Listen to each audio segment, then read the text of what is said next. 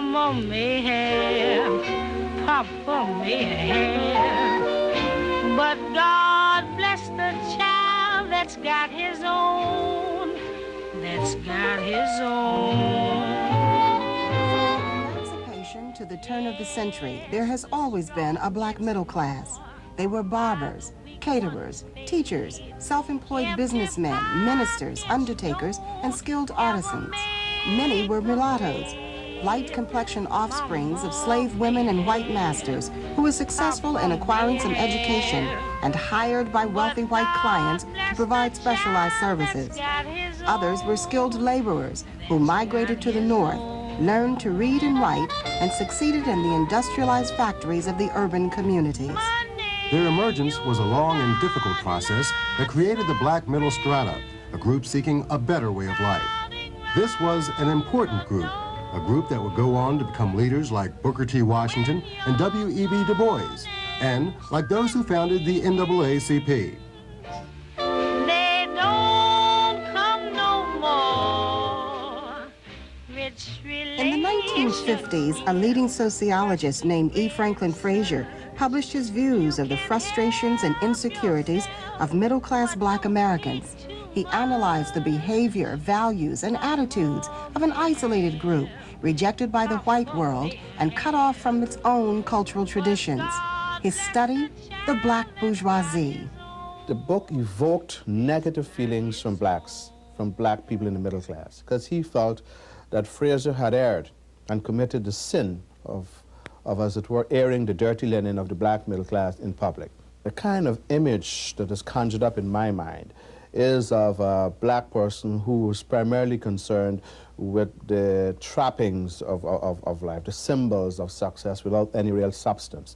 Things like having a Cadillac, for instance, being able to dress in a certain way, for instance, being able to go to certain nightclubs and so on and so forth. Something without any real substance.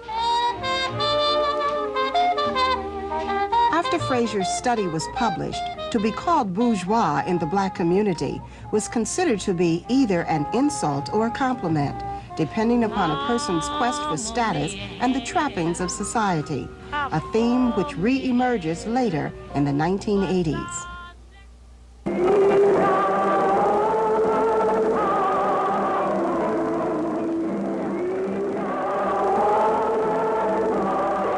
The 1960s brought on the civil rights movement. The black middle strata made greater gains during the next 10 years than during the previous 50 years. Why? Because desegregation of schools, public accommodations, employment quotas, and affirmative action made it possible for blacks to become well-educated and obtain jobs in areas never thought of before. No longer were blacks restricted to religious and teaching occupations. Now the white-collar and professional marketplace opened with employment opportunities in management, medicine, law, and marketing. Blacks then could shop anywhere and obtain the finest goods and accommodations that money could buy.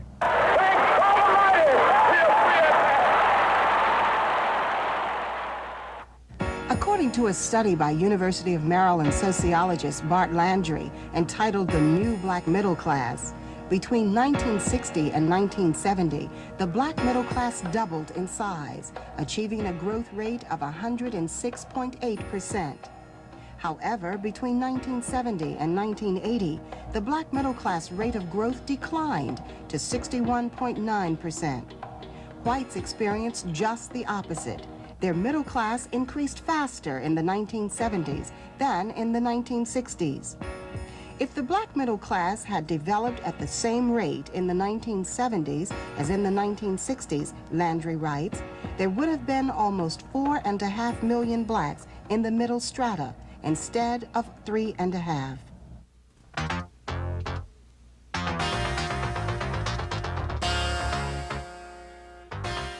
It's the 1980s, and the new black middle strata has emerged. They've climbed into the ranks of corporate America. They established successful enterprises. They are called buffies, black urban professionals, the middle-class counterparts of yuppies, their white co-workers. But who are they, and how are they defined as middle class? These are young people who have gone to colleges and who have moved into the so-called mainstream, they have not really had to fight the tough battles that black folks have fought a generation before them. The way has been paved somewhat for them, and they have profited from the fruits of others' labors, and that's what we wanted. We wanted our children to have a better life than we had. When we return, we'll take a look at 3 examples of the black middle class: the 2-career marriage, the single male, and the single parent. Stay with us.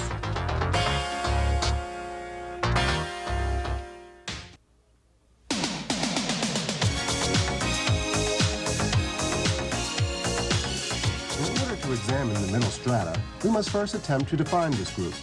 Economists and sociologists debate defining the black middle class. Should it be by income or occupation? Dr. Ben Witten of the Baltimore Urban League. So I'm not sure I can give you a sharp definition for middle class, because middle class is somewhat judged on income. And if the income is from one person, that's something different from the income being from several persons in the household working. But generally speaking, we'd be thinking of a combined income or a household income of $35,000 to $40,000. To examine the middle strata in America more closely, we take a look at the 2-career marriage, the single parent, and the single male.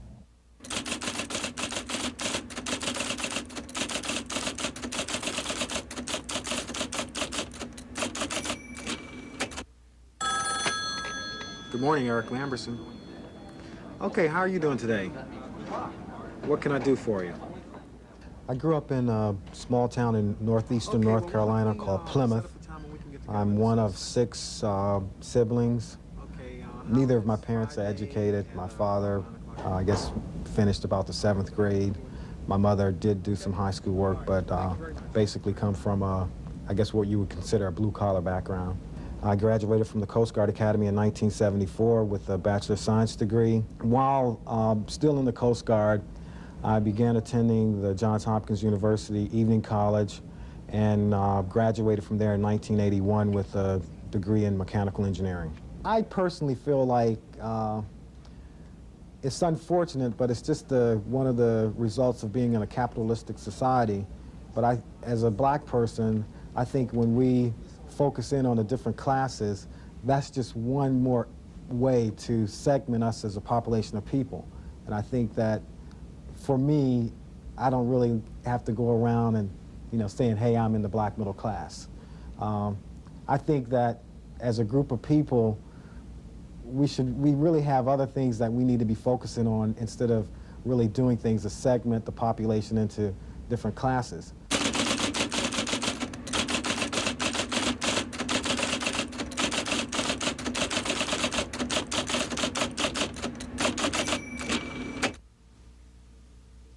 We start from zero, and we reach the stage where we can almost do anything we want to do. We can purchase almost anything we want.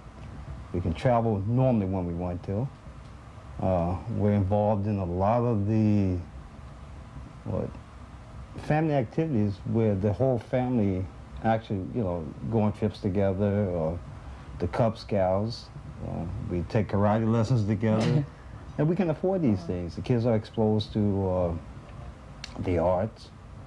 My daughter, we have a piano teacher come over and teaches her. My son is taking violin lessons. So I think so. I think we finally reached a point where money, basically, we have enough to survive. Before getting married, we sat at the kitchen table and we wrote our objectives as to what we wanted to do once we got married. And so far, we have met all the goals that we had planned for ourselves. We just gear ourselves towards the growth of our children. We want them to be exposed to most of the things that I was going to say we weren't exposed to. We That's never not had the necessarily opportunity of being exposed to. We have definitely set a goal or an objective that every check we receive, 5% is going towards their education. They should have an opportunity. They can almost pick the school of their choice if they qualify for it.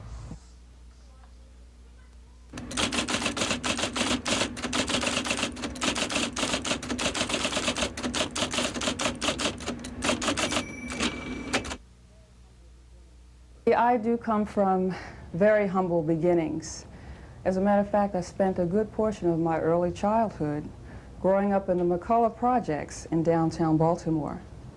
So it wasn't until the 1960s when blacks began to increase their social and economic status that my father was able to move the family away from the inner city. There's 7 of us all together and plenty of cousins, aunts, uncles, grandparents. I do have a 16-year-old, and being a single parent, I raised him alone. But because of the large family, their love and support, it has not been a major task in raising him at all. I think Buppy is more of a social stigma that's been attached to young professionals who want a better way of life. If they feel that they're comfortable in the BMW or the Mercedes, as long as they can afford it, who cares what they call them? I don't mind being called a Buppy. Friends, family sometimes accuse me of being a Buppy, and I wear it proudly.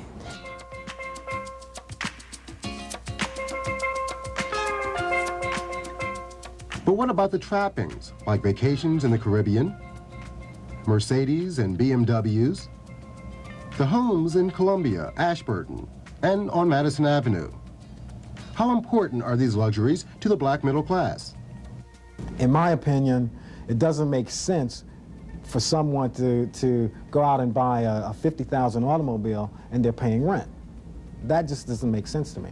You owe it to yourself to get the best in life that you can, because you only go around once. And if it's out there and you can afford it and you feel good doing it, then go for it. We need one, good health. That's a must. We need a good mind. And most of all, we need the freedom to choose. Aside from that, everything else is replaceable. Those are the things that cannot be replaced. Does the black middle strata have any real commitment to the underclass? Oh, I think so.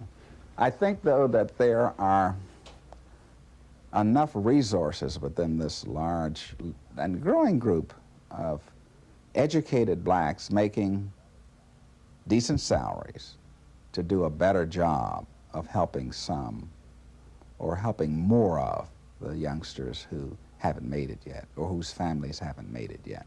I do not know that this is happening with the degree of frequency that I would like to see it happening. So I guess in answer to your question, making the contribution that needs to be made in a substantive area, I don't think is being made with the same degree, with the degree of frequency that I would like to see it being made. And are today's Buppies merely a carbon copy of their white counterparts? No, I don't even consider that at all. I just know that there's a certain lifestyle that I feel most comfortable with. And if material things are interspersed with those, then so be it. I think there would be some areas of my life that would be considered a carbon copy. Just because of the fact that I'm in an environment where it's predominantly a predominantly white environment. You know, most of the people I work with are white. I interact with white people as far as my career is concerned. And I do have people that I socialize with sometimes that are white. Yes, I think so. By definition, yes. If we're looking at middle class as a combination or encompasses occupation, it encompasses what income, a way of life, I think so.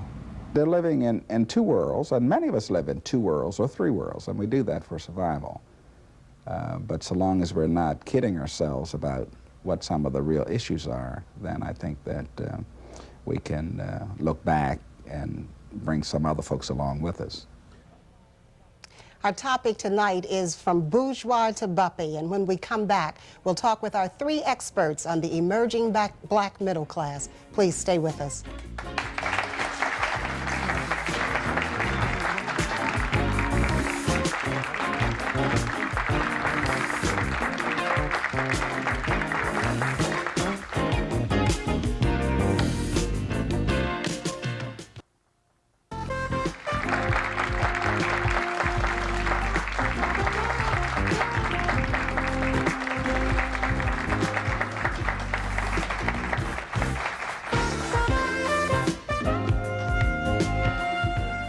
welcome back to City Line. To help us in our discussion, we're joined by three eminent sociologists who are going to help us along. Let me begin by introducing Dr. Bart Landry, who is author of The New Black Middle Class and is also an associate professor of sociology at the University of Maryland and a visiting scholar at the Joint Center for Political Studies.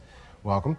Thank you. Next is eminent sociologist Jeannie Guy, who's with the Baltimore County Department of Personnel. Thanks for being here. Followed by Professor Martin Kilson, who is an associate professor of sociology at Harvard University. I want to thank all of you for being here. Welcome.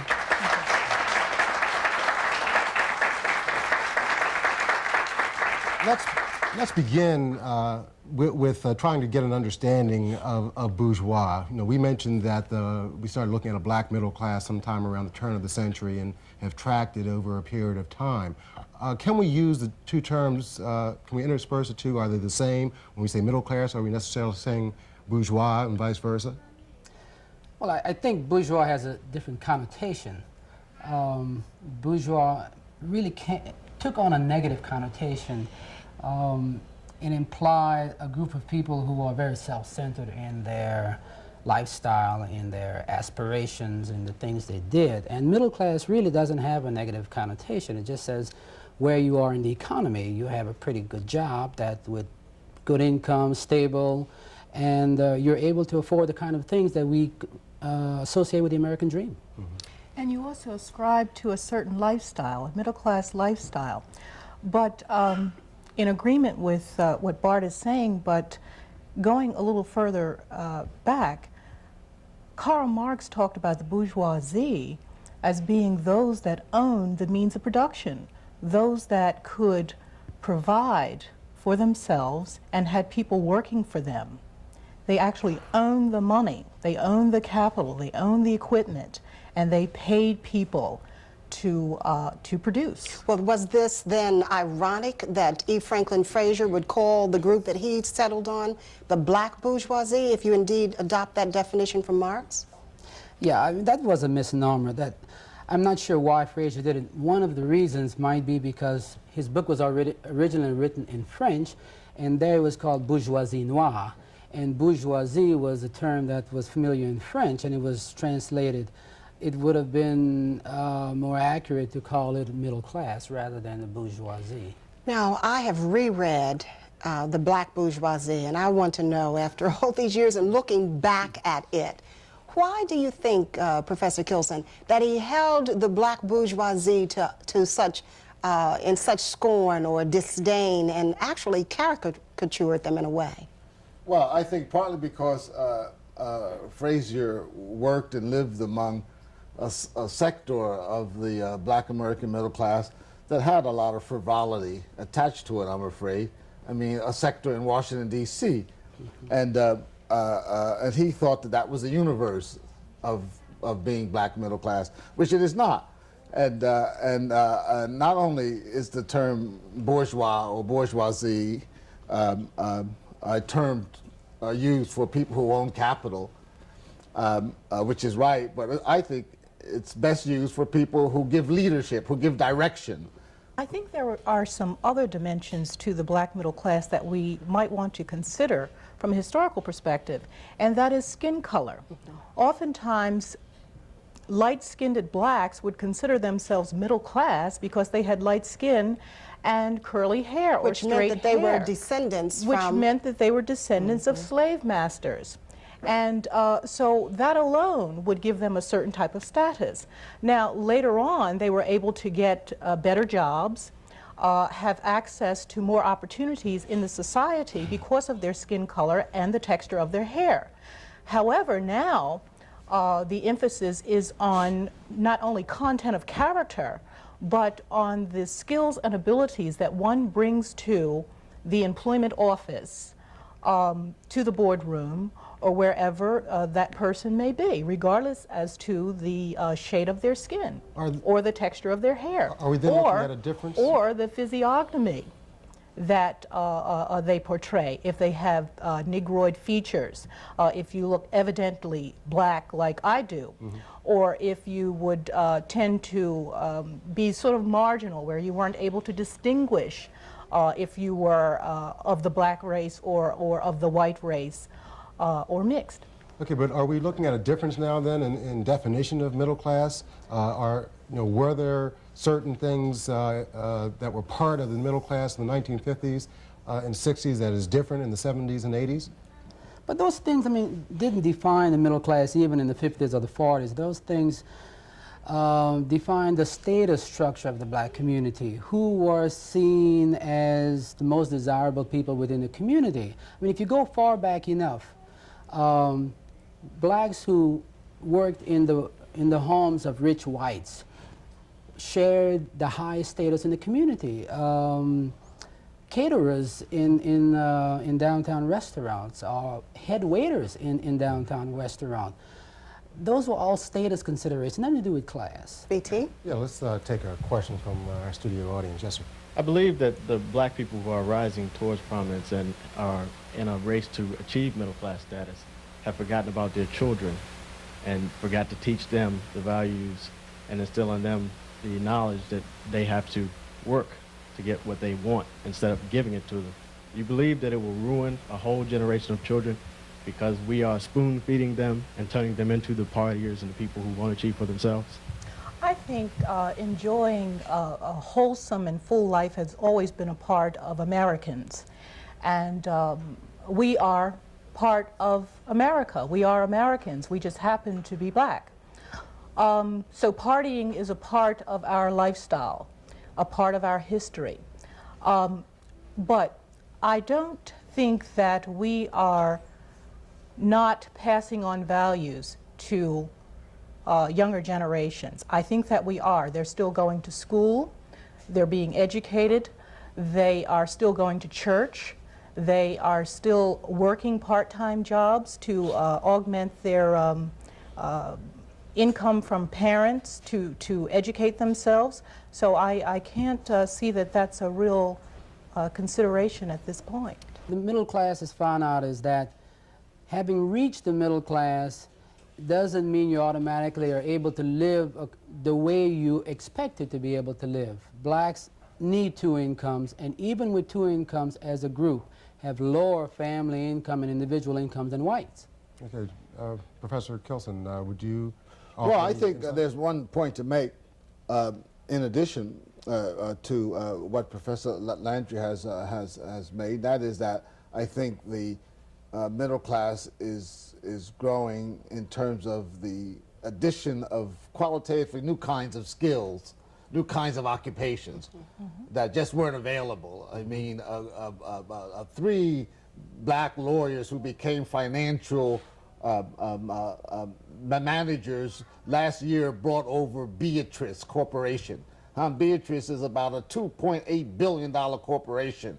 You got financial managers at all levels of national and international financial management on a scale heretofore, unavailable, and that's true in other fields too, in the scientific fields, computer fields, and so forth and so on. Well, I think that the black middle class is growing, but I think that if we're headed for a recession within the next 2 years, the first people that will be the ones to have to leave the work world will be blacks. And we will regress rather than progress in our statistics, as Dr. Landry has projected. Yeah, but I think we will always regress relative to others. I mean, it won't be back to zero. Okay, and, so that's important. But I think you're right. Yes, there's still racism around. We have to face that's another factor. At the same time, it's not what it was in 1931 when I was born. Okay. I agree with you, but I have no basis of comparison to 1931. Right. We want to